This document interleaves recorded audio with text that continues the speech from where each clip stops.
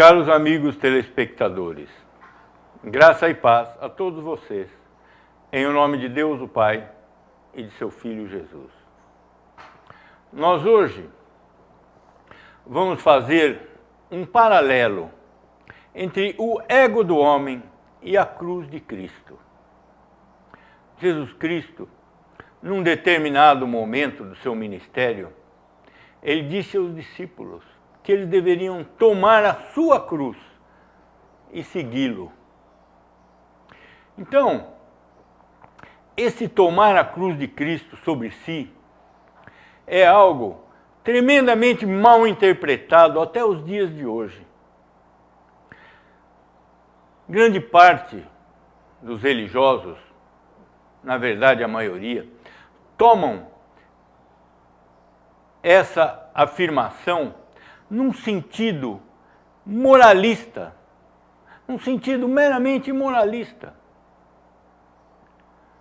transformando essa cruz que o cristão deve tomar sobre si em atitudes que nada representam para Deus, mas que são admiradas pelos homens.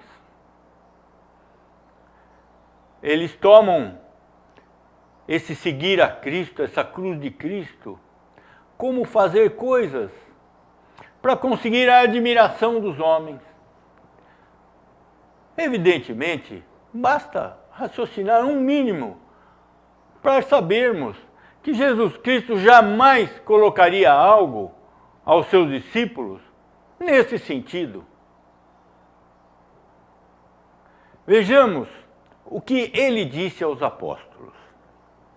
Evangelho de Mateus, capítulo 16, verso 24. Então, disse Jesus a seus discípulos, se alguém quer vir após mim, a si mesmo se negue, tome a sua cruz e siga-me. O que significam as palavras usadas nesse verso? Existe uma regra de interpretação da Bíblia que analisa as palavras uma por uma, de acordo com o que ela significa diretamente na frase. É uma análise gramatical. É aquela coisa que a gente odeia nas aulas de português, que deixávamos para trás nos nossos estudos, mas vamos tentar colocar isso da maneira mais simples possível, sem nenhuma conotação teórica, e nós vamos ver um entendimento dessa frase dessa forma. Primeiro, o que Jesus disse? Se alguém. Se alguém. O que quer dizer isso? Se alguém. Um professor está numa classe, um palestrante, um chefe reúne, o chefe de uma empresa reúne os seus subalternos ali, diante dele. Ele diz, se alguém quer conseguir algo nessa empresa, se alguém quer subir aqui dentro, esse se alguém, quando a gente pensa, nós vemos que ele é, de uma certa forma, uma imposição. Se alguém quer, é o seguinte, aquele que não quer, está excluído disso. Então, esse se alguém, ele tem um sentido de imposição, um sentido impositivo. Se alguém quer me seguir, daí em seguida ele vai dizer o que essa pessoa tem que fazer.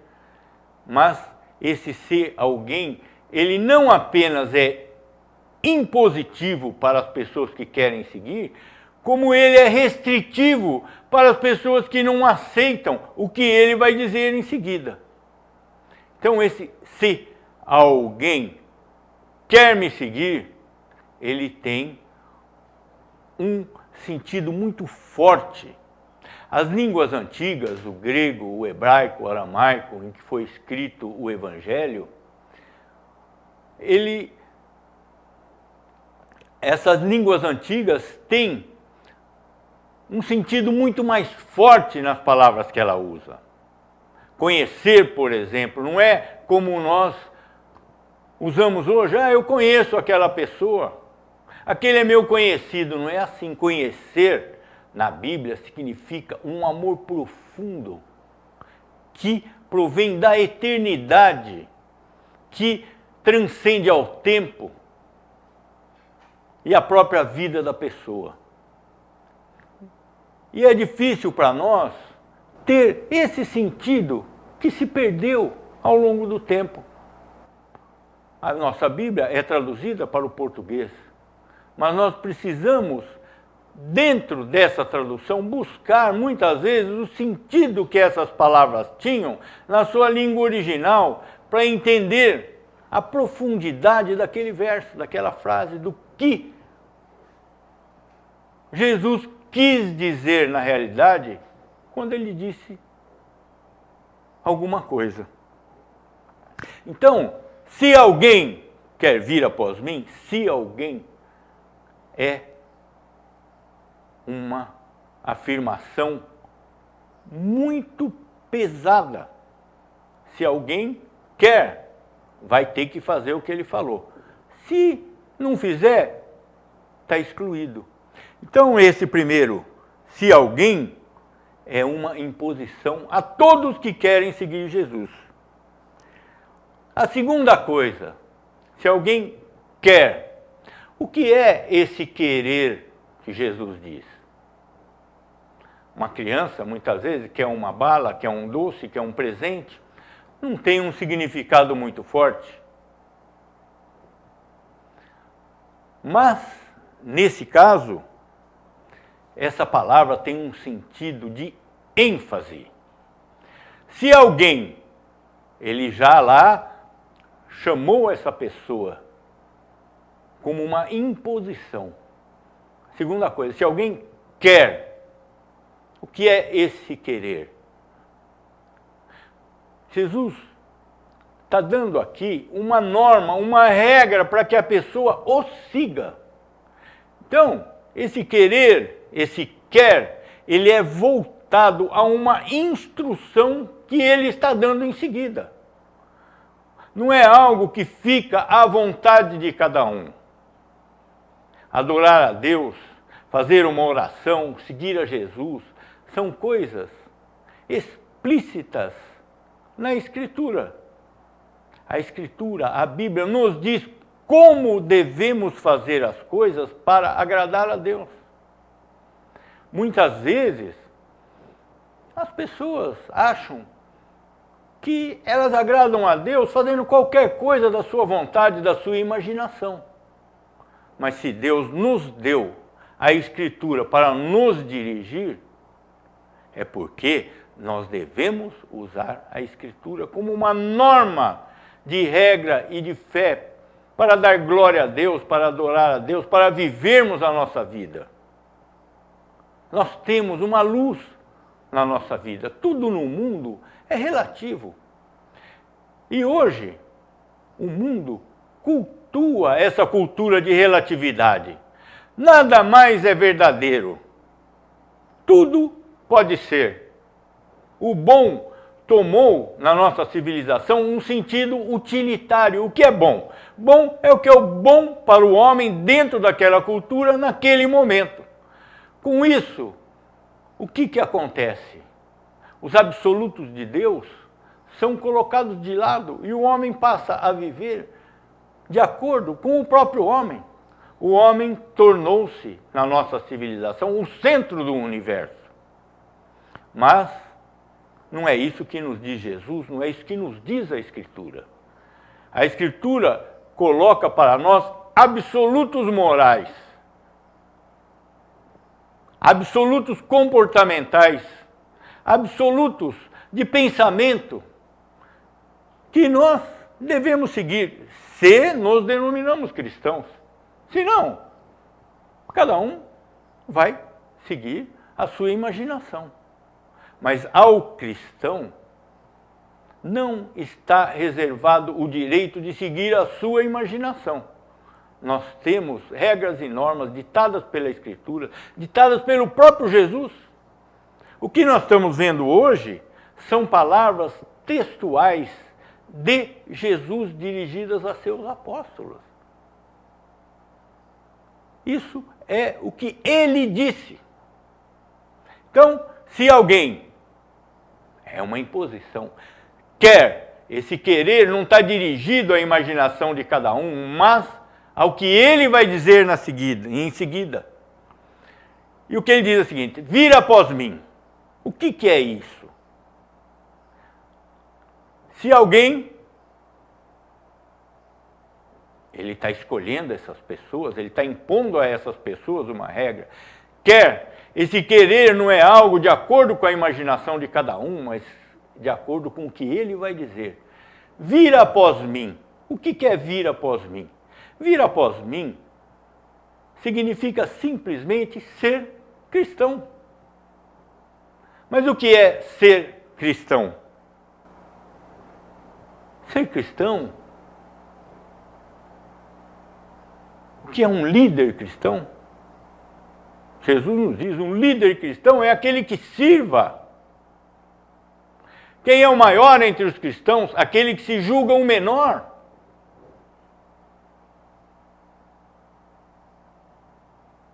Aquele que julga digno servir tanto quanto mandar. Então, isso é o que Jesus diz, vir após mim. Para que se vá após Cristo, o homem tem que abandonar a si mesmo, abandonar o seu ego, abandonar a sua justiça própria, abandonar o seu conceito de mérito, de moralidade. Tudo o que envolve a grandeza do homem não é seguir a Cristo. Seguir a Cristo é humildade, é aceitar para si, na sua vida, a justiça perfeita de Cristo, em substituição à nossa justiça própria. Nossa justiça própria, nosso mérito próprio, nossa moralidade não vai nos levar à salvação. Pode nos conduzir a uma posição de honra e glória entre os homens. Mas o que é isso para Deus? O que é isso para Jesus? Que Jesus é Deus, como Deus o Pai, como Deus o Espírito Santo.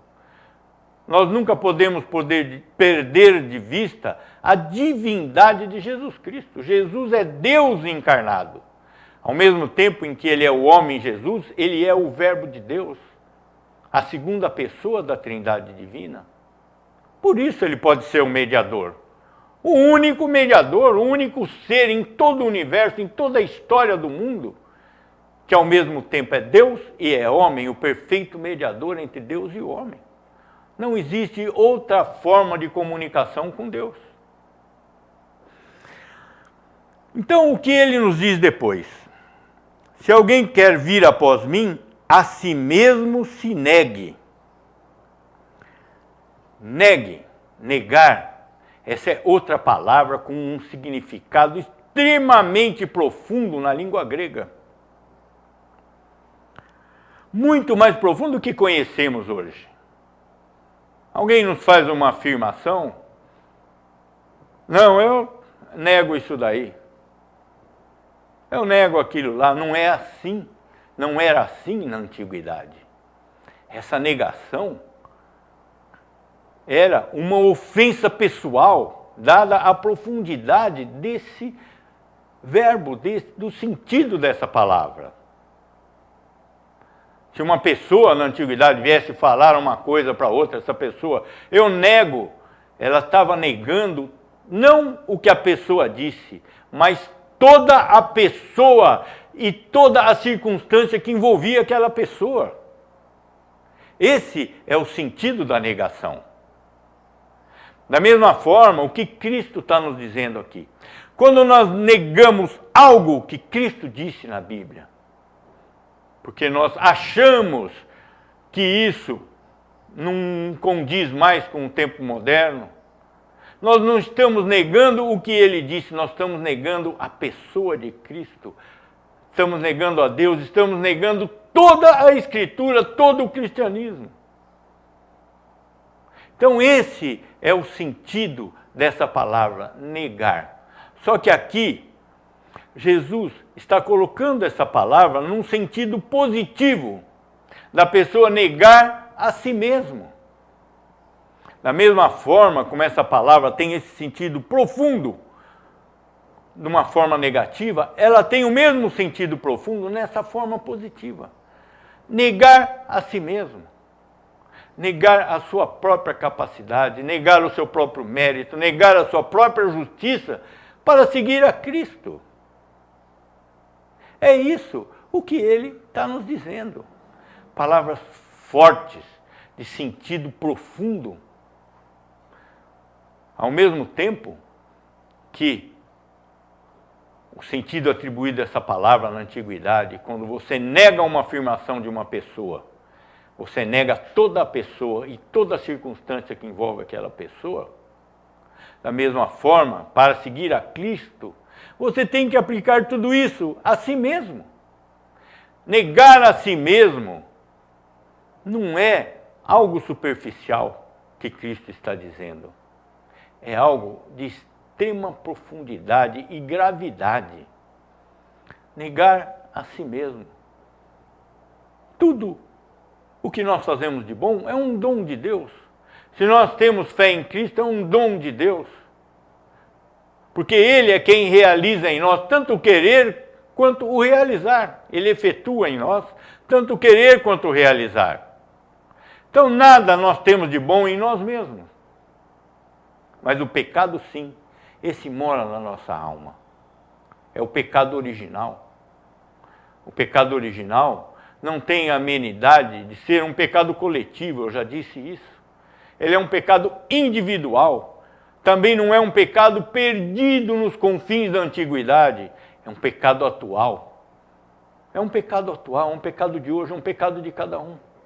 Se algo de bom nós fazemos, é por força do Espírito de Deus, é por força da graça de Deus, é por força da redenção que Jesus Cristo adquiriu para nós. Então nós temos que negar a nós mesmos para seguir a Cristo. E essa negação é algo de extrema gravidade e profundidade. Tome. Se alguém quiser vir após mim, a si mesmo se negue. Tome a sua cruz, a nossa cruz. Cristo morreu lá na cruz para conquistar a redenção do seu povo. Na sua morte na cruz, Jesus não era um homem comum como nós que estivesse lá pagando pelos nossos pecados. Existem muitos mártires na humanidade. Quantas pessoas, fanáticos, amarram em si 20 quilos de bomba, vão lá no meio dos seus inimigos e explodem a si mesmos com as bombas. Esse é um mártir, mas e daí? O que representou isso? Nada. Absolutamente nada. Em termos de salvação das pessoas. Representou para aquela pessoa o caminho do inferno que já estava traçado na vida dela. Agora, Jesus, aquele ser que morreu ali na cruz, era homem e era Deus. O sacrifício de Cristo foi infinito. Ele sofreu ali na cruz os tormentos do inferno destinados a todos aqueles que iriam receber a redenção. Ele recebeu ali na cruz do Calvário o desprezo, o abandono de Deus, que era devido a todo o seu povo, que seria abandonado por Deus à sua própria sorte, no caminho do inferno. Ele, sendo Deus, deixou-se profanar por mãos de iníquos. Então o sacrifício de Cristo ali na cruz não é algo banal, como se um homem comum estivesse sofrendo ali na cruz. Isso não teria significado algum para a salvação de ninguém. Se Jesus é um homem comum, o cristianismo não existe. Jesus é Deus encarnado. E ele nos diz o quê? Que cada um tome a sua cruz. Nós temos uma cruz para carregar, como Cristo carregou. Para somente depois de tudo isso, seguir a Cristo. Se alguém quer vir após mim, a si mesmo se negue, tome a sua cruz e siga-me. Então, esse seguir a Cristo, que ele está colocando aqui, não é o que todo mundo pensa. Mas, por outro lado, não é uma coisa tão complicada como se coloca. Você não precisa ficar ajoelhado em cima do caco de vidro, você não precisa ficar uma semana sem comer, deixar crescer a barba e o cabelo, jogar todo o seu dinheiro fora. Não é nada disso. Vamos ver o que é esse seguir a Cristo. Os versos que vêm antes desse também são de extrema solenidade. Jesus havia logo antes anunciado aos discípulos a sua morte na cruz. Vejamos. Mateus, capítulo 16, verso 21. Desde esse tempo, começou Jesus Cristo a mostrar a seus discípulos que lhe era necessário seguir para Jerusalém e sofrer muitas coisas dos anciãos, dos principais sacerdotes e dos escribas, ser morto e ressuscitado no terceiro dia. Da mesma forma, nós vemos nesse verso de Cristo várias coisas impostas a ele. Era necessário. Não era algo que ele estava pensando se ele tinha que decidir, se alguém haveria de dar alguma opinião, não. Era necessário. Esse caminho estava traçado por Deus desde a eternidade para ser realizado na plenitude dos tempos. Era necessário que ele fosse morto na cruz, sofresse humilhações e passasse por tudo isso. Era necessário. Não era um plano B, não era um plano contingente, era necessário. Então, nós vemos nessas colocações todas que as coisas não acontecem por acaso.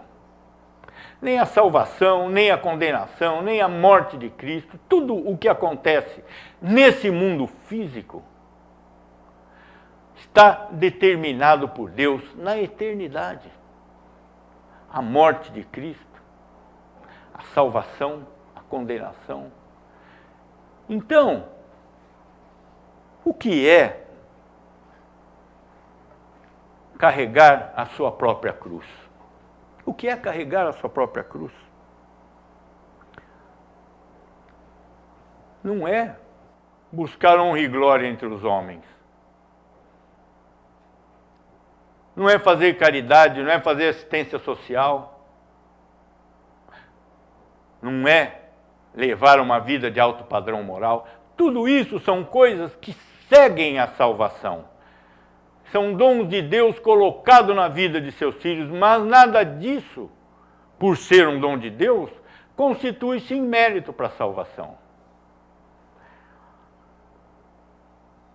Tomar a sua cruz é negar a si mesmo. Está escrito lá. Tome a sua cruz, negue a si mesmo, negue a sua justiça própria, sepulta a sua vaidade, joga o seu ego no lixo. Isso é o que tem que ser feito para seguir a Jesus. O que mais ele nos diz? Evangelho de Mateus, capítulo 10, verso 37. Quem ama seu pai ou sua mãe mais do que a mim, não é digno de mim. Quem ama seu filho ou sua filha mais do que a mim, não é digno de mim. Isso é muito radical. Jesus Cristo jamais contemporizou com ninguém Jesus Cristo jamais usou de meias palavras ou de meias medidas. Isso é radical? Jesus é radical. Jesus é radical.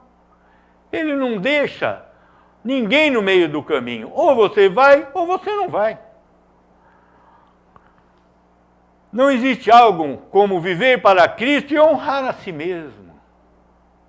Eu sou um cristão piedoso. Eu faço isso, eu faço aquilo. Esse já se afastou definitivamente de Jesus Cristo. Não tomou a sua cruz, não seguiu a Cristo. Ele está negando a Cristo. Quem honra a si mesmo, nega a Cristo. Nós não podemos andar com o pé em duas canoas. Você vai cair na água e vai se afogar. Você tem que escolher o seu caminho. Ou é o caminho do homem, ou é o caminho de Deus. Novamente, vejamos o que diz Jesus. Mateus, capítulo 10, verso 33. Mas aquele que me negar diante dos homens, também eu o negarei diante do meu Pai que está nos céus. A vida cristã começa com um ato de renúncia a si mesmo. Quando Paulo teve um encontro com Jesus na estrada de Damasco, ele caiu ao solo cego, aturdido com tudo aquilo que estava acontecendo. Quando ele voltou a si, o que ele diz? Senhor, o que queres que eu faça? Isso é conversão. Isso é conversão. Senhor, o que queres que eu faça? E hoje nós temos essa vontade expressa na Bíblia. Senhor, o que queres que eu faça? Abandone a si mesmo e siga a Cristo. Isso é cristianismo. O resto é invenção. Oremos. Pai nosso que estás no céu, santificado seja o teu nome. Venha o teu reino. Seja feita a tua vontade, assim na terra como no céu. O pão nosso de cada dia dá-nos hoje. E perdoa-nos as nossas dívidas, assim como temos perdoado aos nossos devedores. Não nos deixes cair em tentação, mas livra-nos do mal, pois teu é o reino, o poder e a glória para sempre. Amém.